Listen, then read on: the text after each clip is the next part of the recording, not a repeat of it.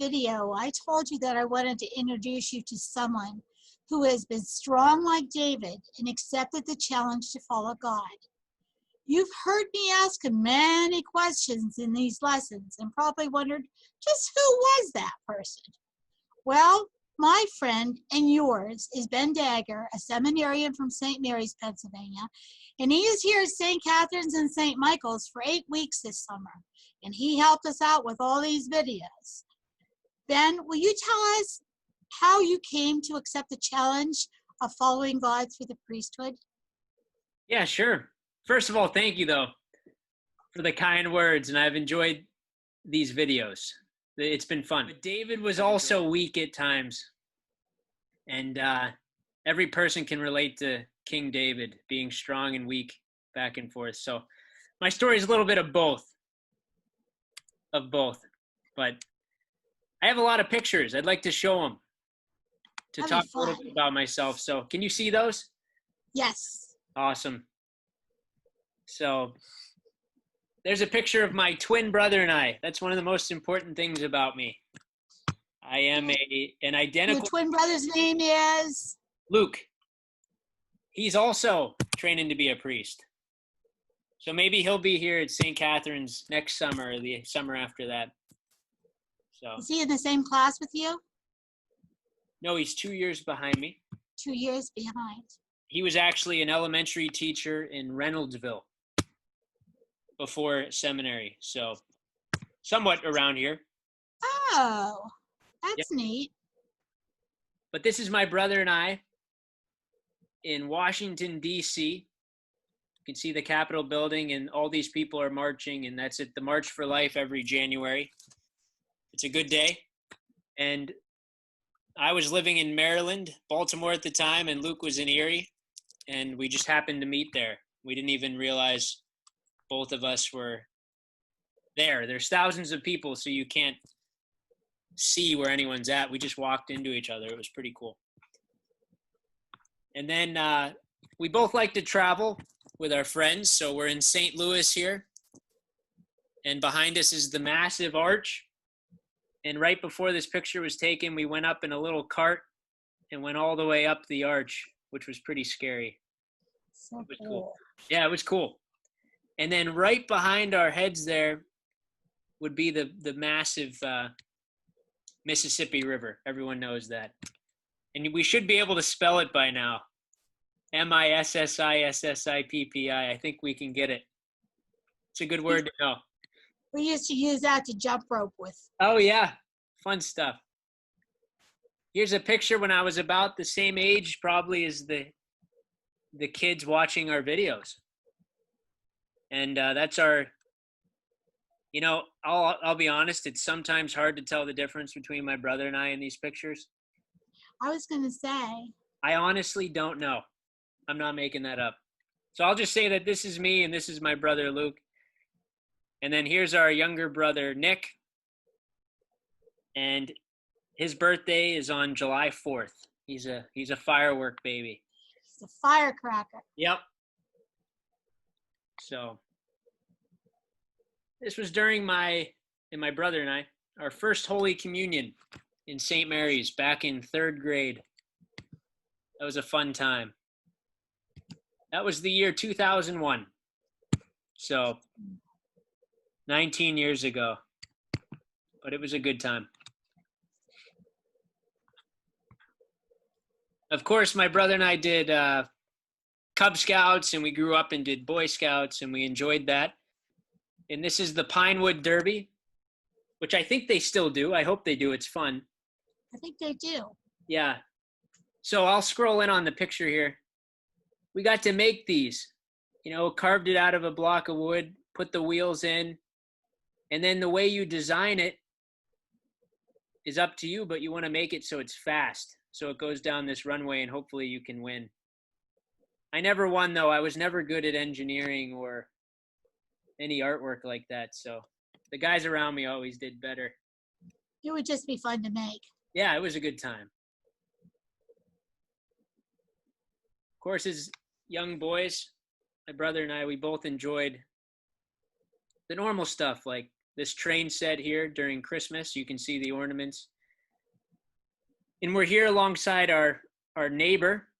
He was a good man who used to watch us, and he taught us all about trains. He taught us actually how to read too, and he told us stories. He was a good man. Exciting. I don't know where the train set is, though. We should bring it out for Christmas at our house again. But, That would be fun, wouldn't it? yeah. So what kid doesn't like trains? I was pretty normal. Here's probably one of the most important pictures, though, I could give and talk about. I love baseball. Everybody loves something. And for me, growing up, I played baseball every day. And my parents would have to shout from the kitchen time for dinner about 50 times. And then maybe my brother and I would go in for dinner, but we often wanted to skip and just keep playing baseball in the backyard. What position did you play? I pitched a lot. That's what I thought. I loved it. I loved throwing a ball. So these are all my friends still to this day. All these guys. And that was obviously we have a trophy, so we did pretty well that day. But it was fun. And my dad's here. His name's Joe. And then my uncle Jim, they also helped coach. So it was like a family thing too. It wasn't just summer fun. It was our family liked baseball too. But I had to put this picture in because I'm in Du Bois. And why not put a picture in moments after we beat Du Bois Central? Yep. Wow. I had to put it in. It's too good. You took a risk. I took a risk. So, yep, in high school I played basketball with my friends. Here's my brother, Luke. Here I am, and then here's all my buddies from high school. And we played Du Bois Central at Clarion University. And we're holding the plaque, so we must have done pretty well. But Yeah, it looks that way. But Du Bois Central was good. They're good guys. It was fun to play against them. So, good times. I told you a little bit about traveling, and this is out at Mount Rushmore. I tried to pose in a picture just like, the great presidents. We have Abraham Lincoln, of course, George Washington, all the greats. But most people do this when they go out there and they kind of put their face on to be like a president. Have you ever been out there? No. No. No. It's pretty neat. It's just a random hillside, and there's faces that come out of it. It's pretty random, but It's cool. pretty awesome. Yeah. Another part of me that I think is important is I like to teach. I was a teacher before seminary. I taught at a high school. So here's just a picture of me giving a talk or teaching. And then here's another one with a group of people. But I enjoyed it a lot. I did not like school as a kid. I did not like school when I was in high school.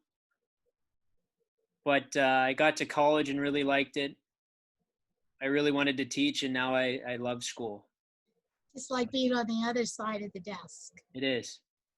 I now love to read. I love to write, but I didn't like it as a kid. So I'm sure some listeners here can relate to that. They maybe don't like it now, but they will. So you taught a lot of years, so you know, and you still are teaching. You know how that works, I think, with kids. Yep. Yep. It's all that if they have a good experience, it changes their mind. Yeah. Yeah. And I did. I had a couple of good experiences that helped me out. So I said I like baseball. I like to play it. I also like to coach it too. So yeah, I was coaching here, and a player on our team hit a home run, and that's always exciting. That's probably one of the most fun moments as a coach is nice job as he's running around. So it's a good picture. It is. I must say, Fine gesture. yeah, I must say Du Bois is so good at baseball that it was hard for me to find a picture of us beating Du Bois, so you won't see any. They were too good. They were always too good. So figured I'd get a picture of my friends in seminary and us at a church in a different country, just so maybe some of the students can see what does a church look like outside of Du Bois or Reynoldsville. And this is in Guatemala. Wow. Which is right below Mexico. And I think it's beautiful. I couldn't find a picture of this, but dogs will just walk in. Like in the middle of mass, a dog will walk by you. It would seem weird to us, but there it's really normal. So a family will walk in and then a dog, and the dog will walk up around the altar and then it'll walk out and no, you just let it go. It's okay. Huh, that'd be neat. Yeah. So it's a good time.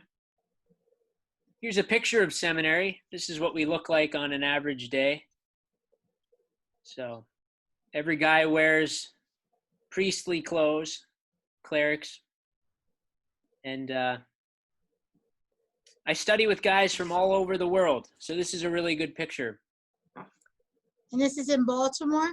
Yeah, this is in Baltimore. So this guy right here, can you see the mouse, Miss Rita? Yes. He is from Colombia in South America. This guy is from Brazil. This guy over here is also from Brazil. This guy here is from Africa. Wow. And then all three of us here are from Pennsylvania. So we're from all over the world. You get to learn so much about everybody else. Yeah. It's awesome to learn, and we're all studying to be priests, so we have one thing in common, and that keeps us very close together. And then all our differences only help us to learn about each other. Because I think we talked about with Noah, it's good to be different at times. Mm-hmm. And studying with these guys, they teach me that over and over again. So just figured I'd have another picture of my brother and I at a museum. I think this was in Mexico City a couple years ago. So we're just hanging out, having a good time. And then just a picture of another church from a different country in Mexico. It kind of looks like churches we have a little bit, but yeah, it's beautiful. You two really do look alike. Yeah, do you think so? I think so. Yeah. So a lot of people can't tell us apart, but I wanted to show all these pictures instead of just telling a long story, because I am studying to be a priest, and a lot of people think that's different. But I had a lot of normal life experiences. Good family, good friends, good high school. Went to college. I taught, had a normal job. I love sports, baseball, basketball. I love to hunt and fish, like to hike in the woods. So that God somehow worked through those normal things. And I've always been attracted to the priesthood. I've always been attracted to the church, helping people. I think Jesus is really interesting. I don't think we use that word a lot about Jesus, but I do. I think he's a really interesting person that I want to know and learn more about and see him in other people. So I find him to be very powerful, but also just really interesting. Yeah. So that's a quick story. I don't know if you have any questions, Miss Rita, that I could talk more about that maybe these young kids would like to learn about. I was thinking that, how about like with Luke? It was 2 years later. Did he get that influence like from you, or had he always had that feeling too? Well, a lot of people thought my brother would become a priest first.